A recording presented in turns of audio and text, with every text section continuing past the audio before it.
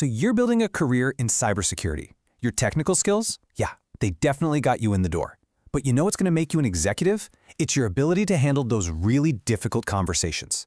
Today, we're going to break down a framework to help you absolutely master this crucial skill. Come on, think about it for a second. What's that one conversation you're kind of dreading? Is it giving some tough feedback to a junior analyst? Explaining a budget overrun to your boss? Or maybe it's dealing with that simmering conflict on your incident response team. We all have one. And here's the reality. The higher you climb that ladder from specialist to CISO, the more you're going to find yourself in these high-stakes situations. What used to be an occasional performance review suddenly becomes a regular part of your job. Everything from post-breach briefings with the board to telling someone on your team their project is being cut. So why do we put these conversations off? Well, there's actually a name for it, the mom effect. It's that natural, very human gut feeling to avoid delivering bad news. You know, it's basically a self-preservation instinct. Our brains are hardwired to avoid social conflict. So we delay, we deflect, we just hope the problem magically goes away on its own. But of course, the problem never just disappears. In fact, it's the opposite. The consequences just stack up. A single performance issue that you don't address can quickly snowball into a dysfunctional team dynamic, which then just erodes trust. And in a high-pressure security environment, during a critical incident, that trust isn't just a nice-to-have, it's literally everything. The good news is you don't have to just figure this out through painful trial and error. There's a much better way. There's a structured approach, a proven method. We're going to walk through a framework developed over 15 years by experts at Stanford who teach this exact skill to doctors, business leaders, and future executives. Okay, so before we dive into the how-to, we need to get a handle on the what. Think of these as the foundational principles, the rules of engagement that should guide every single tough conversation you have. Now, the really important thing here is that all of these principles are connected.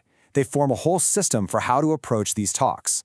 But there's one principle here that really stands out, mostly because it's so counterintuitive. And honestly, it might be the most important one.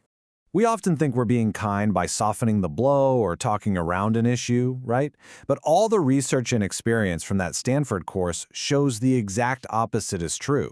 Being vague just creates confusion and a ton of anxiety.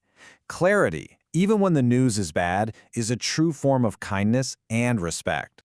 Okay, with those principles in mind, let's get into a practical three-stage model. Stage 1 is all about what you do before you even walk into the room. It's all in the planning.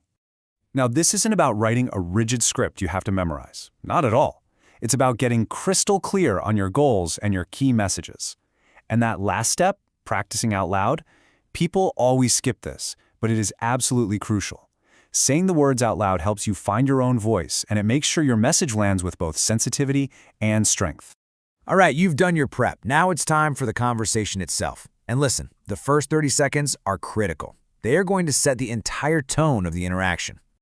The little things here make a huge difference. Sitting beside someone, that feels collaborative. Sitting behind a desk feels like a barrier. And please, resist that urge for a bunch of small talk. Getting straight to the point, respectfully, actually reduces anxiety for both of you. So you've opened the conversation effectively. Now you're in the core of it. This is where all your preparation and those principles really come into play. And notice how much of this is about listening, not talking. You're not there to deliver a monologue. You should be asking questions like, how is this landing with you? Or what are your initial thoughts? And then, and this is the important part, you just listen. Don't interrupt. At the end, summarizing the next steps ensures there's no misunderstanding and gives everyone a clear path forward. This is so important we had to say it again. We all feel that incredible urge to fill silence, right? Don't do it. In a difficult conversation, silence is a tool. It gives the other person space to process what's happening and figure out a response. It shows you're not rushing them. It demonstrates respect. So now we have the principles and a three-stage framework. Let's talk about putting it all into practice for your next conversation and how this really builds into a career-long skill. The key takeaway here is this. Your next difficult conversation probably won't be perfect. And you know what? That's okay.